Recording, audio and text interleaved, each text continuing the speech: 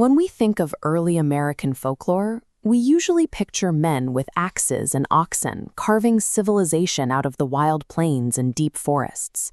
But as the country rapidly industrialized in the 19th century, the frontier moved inward. The dense cobblestone grids of growing cities required an entirely different kind of hero. The legend of Mose the Fireboy began here. According to the stories echoing through 1840s Manhattan, Mose was an 8-foot-tall urban colossus with hands the size of Virginia hams. The tall tales claimed he could swim the width of the Hudson River in 2 strokes and quench his thirst only by downing entire drayloads of beer delivered straight from the brewery. When a street brawl broke out, he didn't bother with knives. Mose was known for ripping iron lampposts directly from the sidewalk to use as bludgeons against his enemies. Despite the cartoonish feats, Mose served as the highly weaponized fictional mascot of a very real and dangerous New York subculture.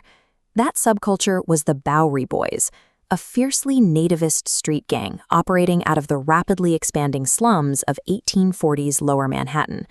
They were predominantly young, single, working-class men, making their living as mechanics, tradesmen, and butchers. Their defining obsession was fire. The gang operated exclusively as volunteer firemen, known for violently brawling with competing companies over the right to extinguish a blaze while the buildings burned. They swaggered through the streets in a strict uniform, a stovepipe hat, a flaming red shirt, dark trousers tucked into heavy boots, and a perpetually smoked cigar. This aggressive aesthetic bled directly into the folklore. The myth of Mose huffing a 2-foot-long cigar to blow sailing ships past the rocks of the East River was a comic exaggeration of the gang's everyday posturing. These men endured grueling physical labor and vicious turf wars. They created a superhero who mirrored their exact combative lifestyle and validated their dominance. That superhero found his official form in 1848, when a playwright named Benjamin Baker modeled a stage character after a real-life Bowery grocer and fireman named Moses Humphrey. Actor Frank Chanfrau portrayed Mose with such dead-on accuracy that rowdy, working-class theater audiences regularly hijacked the performances, demanding scenes be repeated as they cheered for their idol. The stories of Mose effortlessly carrying a passenger-filled horse car over his head reflected the gang's real-world worship of heavy manual labor and sheer physical strength.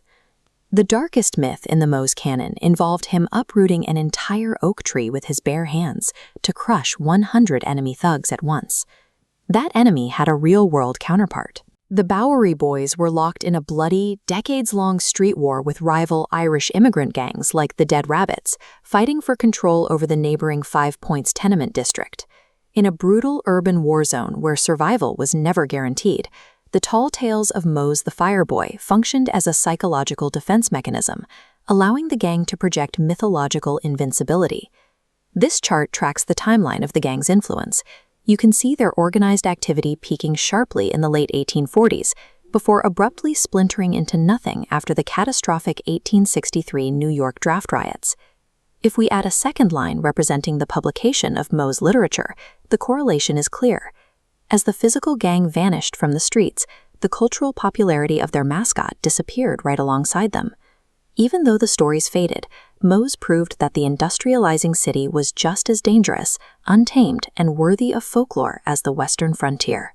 This shift moved the center of American storytelling from the wild forest to the city alleyway.